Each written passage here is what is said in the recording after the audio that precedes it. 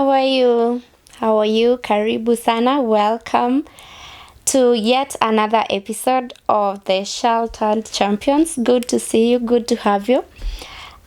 So excited for this conversation. Buckle up and be ready and willing to learn as I am, and also engage with me as we talk about something very empowering and very inspiring. Yes, so my name is Lena Kendi. For those who are new in the channel, welcome. I am so glad to have you, and we as a family, we love you. Thank you for tuning in. Make sure to give us a thumbs up and subscribe. Make sure to comment as well and share with your friends, because I am so sure this is going to be an amazing episode. So yes, like I said, my name is Lena Kendi on all platforms: Instagram, Twitter, LinkedIn, and Facebook as well. You can follow me. I would love that, and I'll follow you back. So today, as you can see from the topic, we are going to be talking about something that over time I have learned. I have also been learning through experience, through conversations with people who are informed about the same, and also things that I just feel they are really of essence that we talk about as a young people, especially before we commit to marriage, because marriage is a whole lot of a serious commitment. And yes, from the topic you can see that love is not enough a reason for you to settle in marriage. Why am I saying that? I'll begin with a quote.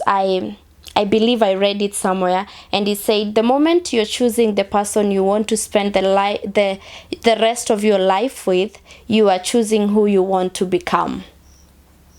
And remember, we also attract who we are. So any moment you are thinking of maybe dating someone and you have the aim of marriage in mind, realize that it isn't going to be a bed of roses.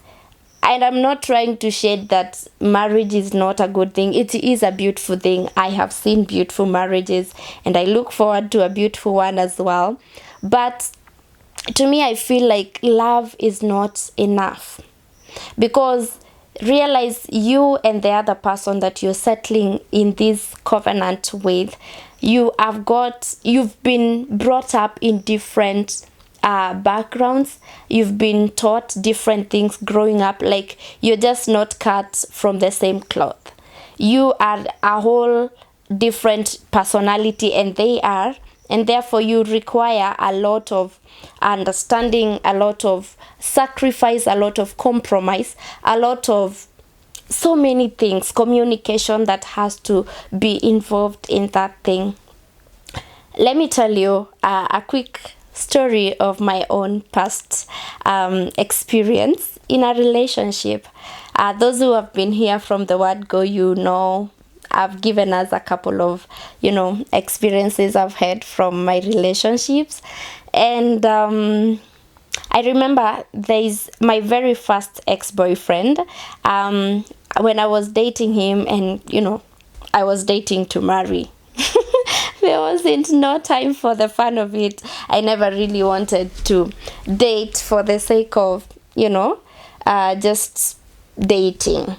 And at that point, I realized I wanted a lot of growth, and I wanted a lot of freedom as well with him. But one time we had a conversation, and he told me that in the first year of our marriage, gosh, this is so funny. In the first year of our marriage, he would take me to his mom, and then I would have to stay with the mother for one whole year. And then we can now shift to staying together or living together. Why did he think that? I asked, of course. And he was like, I look up to my mom. She's an amazing woman, an amazing mom and everything. And I really think she would do a great job in training you how to become a wife and a mom. I was like, is that what you think? Like, that's what you believe, really? So somehow I was not in agreement with that. And I understand his orientation was different from mine. That's why at that time I wouldn't get it, but now I do. Why? Because the way we've been brought up, how we approach things, how even we relate with our friends and families, it really, really matters. And so right now where I am, I get it. Like, I understand why he would feel like I need to live with his mom for me to be a good wife and a good mother. It is because he believes that his mom is a great one. And so that's okay. Another example or another story I've had with both of my ex-boyfriends, actually. As for me, I know the essence of mentorship, and I know the importance of being trained and sitting under someone to learn, be corrected, ask for counsel. And so I've grown up with mentors since like I was in Form 2. I was like 15 years old. So I've always worked with mentors all my life. And so I'm dating my first ex at the age of 19, and then the second one at the age of 21 just the other day. And at that time, I knew I wanted an accountability partner with whom we can walk with, me and the man I am choosing for my life. And so I wanted to live with this man, but then I didn't want us to just navigate the friendship or the relationship without being mentored, or without having people we can look up to, people we can ask for advice. And that is really, really of essence in a working relationship. So should you know. And I remember bringing it up to my first ex, and he was like, I do not think I want a third party in our relationship. This has to be between me and you, blah blah blah. I got it. And of course, okay, it ended. And then my second boyfriend, and I asked him, would you be willing for us to walk with some couple, people who have gone ahead, they are having a good marriage, and we can be accountable to them. They can as well help us navigate our issues as we journey towards our marriage. And he said the same thing. Actually, he was like, I do not believe in mentors. I do not want people who are going to blah blah blah, and be involved in our personal matters. He gave all these excuses about it. And that's when I was like, wait a minute, this is a thing, like, I truly know it's of essence, and it's really important that we do it. But then why don't you feel like it's important to you? And right now I get it. That's why I decided to come and have this conversation with us today, that our orientations are different, our understanding is different, our way of upbringing is different, personal growth journeys are different. And therefore, me and my two ex-boyfriends, of course, we did not come to agreement with the one issue that I really knew this is of essence to me. Like, I really knew if I'm not being mentored, most probably I may have a good relationship, yes, but it will not be the best of best, because as the Bible says in the book of Proverbs, a multitude of counsel brings out a wise man. So in the multitude of counsel, where you do not believe that you're your own source of wisdom and well of wisdom, you're not. We can't be. You need people who have gone ahead of you, to learn from them, to hear the mistakes they have done, and so that you do not repeat those mistakes. And of course, to just have people who can even pray over you and give blessings over your relationship. So I believe with that little intro, I can share with us a couple of things I really believe they are of essence that we look unto just before we say I do.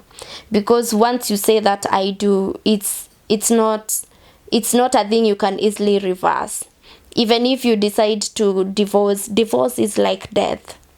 You don't want to go through that sort of torture and pain, and if your kids will be already there to cause them to go through the same pain. You do not want that. And therefore, please join in and let's have this conversation.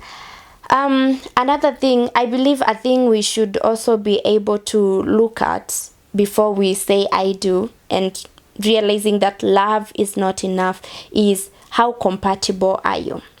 Compatibility comes with a couple of other issues in it. One is, what are the beliefs that you and the other person do have?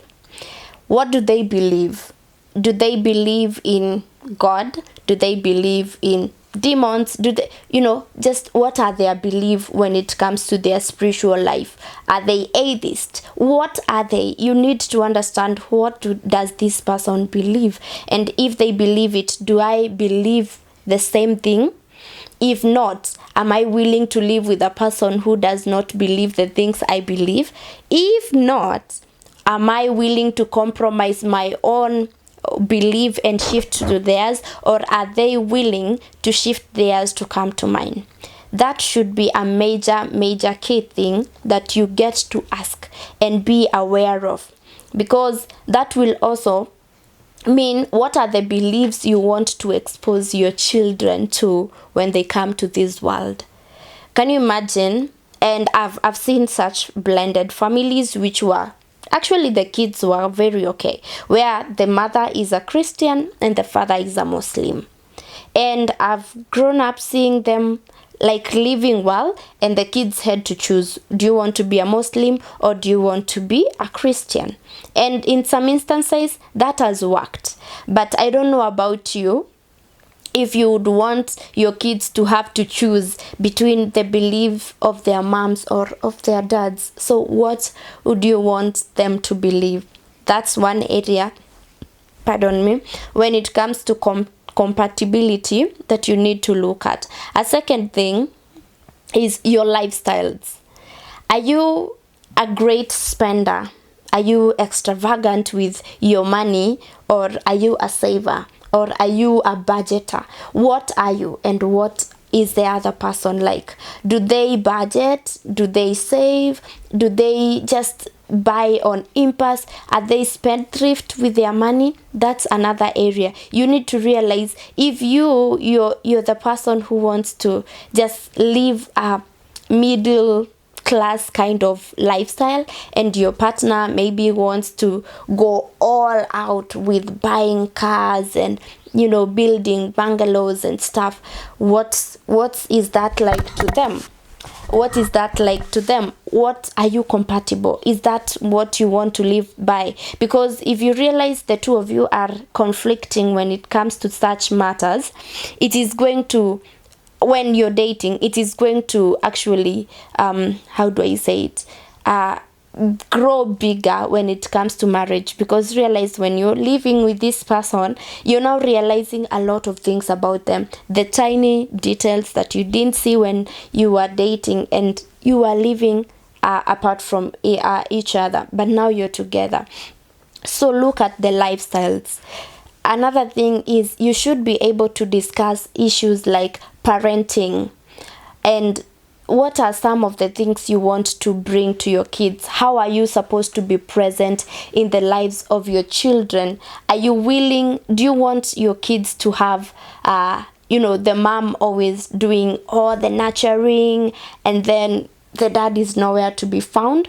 Or you feel like you would want the two of you being present, like with the nurturing, with the training, with the discipline, everything? What do you want your parenting style to be like? If you discuss that, it is going to save you a lot of issues when it comes to your marriage. Another thing is, discuss your bills. In these times and economy that we are in, it is very right and only right for you to discuss with your partner what are some of the issues when it comes to paying your bills that could be an issue. Ask them, what are we going to do? 50-50? Are we going to do 70-50? Is there 70-50, 70-30?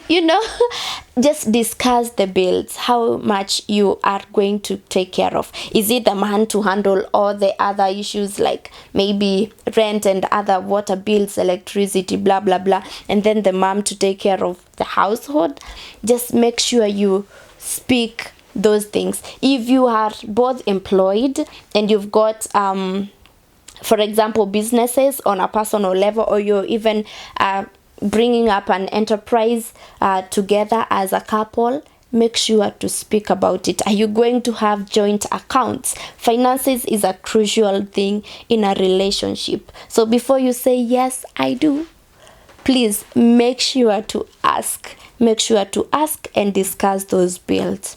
Another thing is ask about their relationship with their friends and family.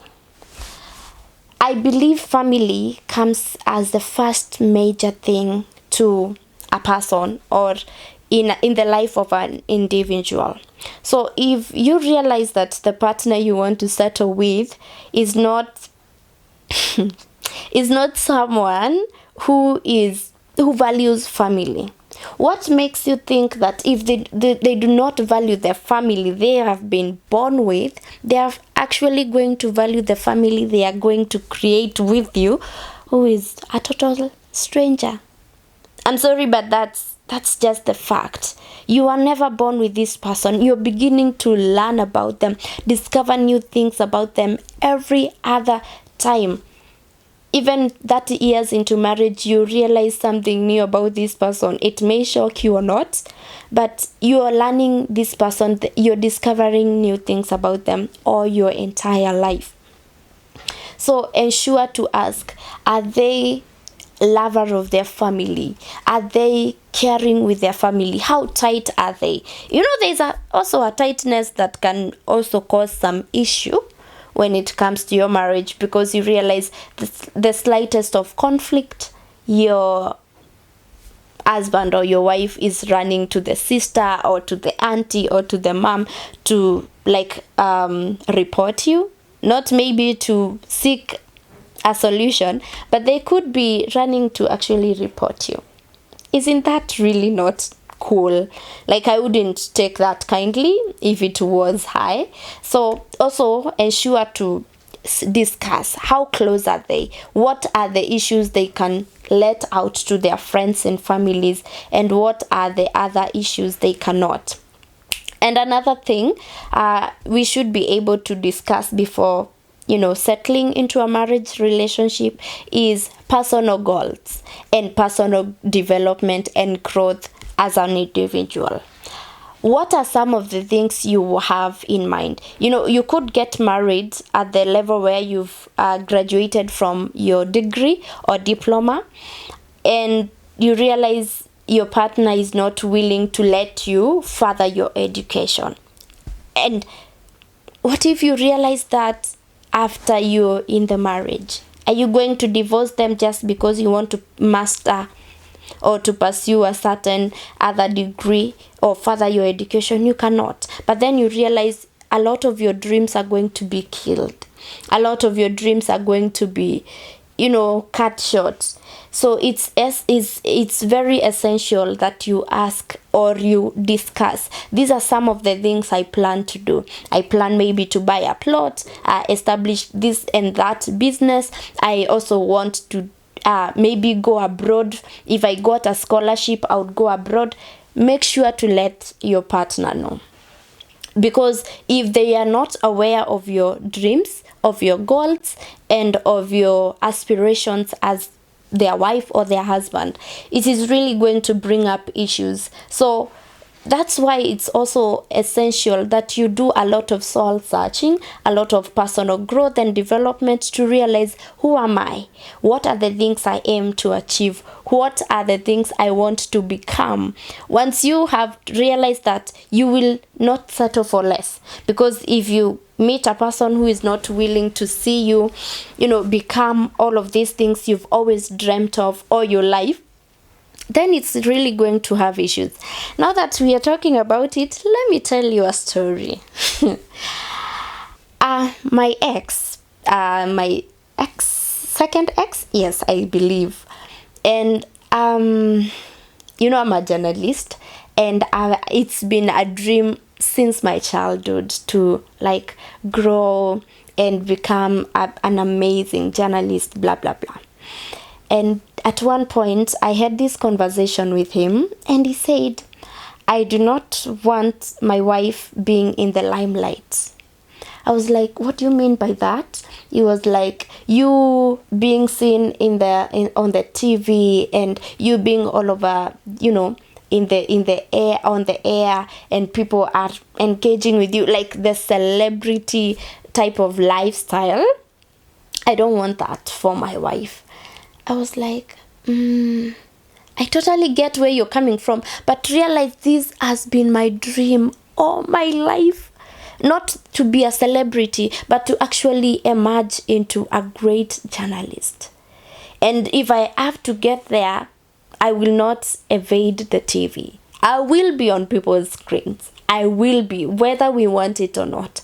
So you want to tell me I have fought these 20-something years of my life to get here towards my graduation, to now begin exploring my career, and you want to tell me I will have to forfeit that just because I will be married to you? That thing did not sit well with me. Truthfully, I did not want to say it at that time. I'm also learning to be bold, by the way. I didn't always stand up for myself back then, but now we are getting it. We are getting there. And I was like, that's like a huge dream you want me to let go of. And that would be very selfish of that man to do that. But anyways, he's not here anymore. So that's another thing. You realize it can be an issue. So it's okay to discuss those goals, those dreams, all of those things. Another thing, discuss your sexual expectations. Discuss them. If you really have some wild, weird expectations, please let your partner know. I don't know much about that, but it's also I think I really believe you should be able to discuss with your partner. Let them know what are some of the expectations you have when it comes to matters the bed. Because if they do not meet them, it will be an issue. If they meet them, well and good. If they, whatever it is, just make sure you discuss those expectations. But that, of course, should come towards the end of your courtship. Maybe, 2 months or 3, when you're going through the premarital counseling. Yeah, those expectations should be discussed. And I believe that should bring me to the end of some of the issues that should be discussed, so that you can know love is not enough. But of course, love is really, really, really essential. So make sure you have love, you have got trust for this person, your communication is good, and you're also committed. You're not just getting there with the mind of, I may go out, I may get in, I may stay. No. Make sure your all commitment is given to this person. So, yes, I believe with that, we are going to come to the end of this episode. I hope you've been able to be empowered and inspired, and also be enlightened in a way or the other. And of course, as you can see from where I am shooting today, it is at Bee's Decor. Make sure to check her out. I'll tag her right here, and she does amazing decorations, home decor. She has got some sweet pillows, some great decors for your house, for your kitchen, wherever it is that you may want her to. She got you covered. I promise you, she does amazing work. So ensure to check her out, and you're gonna love what she can do with her decors. Yes, so with that, I believe we are going to come to the end of our episode. Remember, love ain't enough, darling. It's not. Discuss those crucial matters and then see if you're compatible, because if you're not, it's gonna be chaos, and you don't want chaos, right? Yes, neither do I. So thank you so much for staying throughout the episode. Gives this a great thumbs up, yeah, and comment. Let me know if there's anything else you believe should be discussed before saying yes I do. And after that, share with your friends, someone you really think they need to hear this. Make sure to share with them and subscribe if you're not. Until next time, you remember to stay prayed up, stay encouraged, stay sheltered, and remember, you are a champion. I love you. Bye. See ya.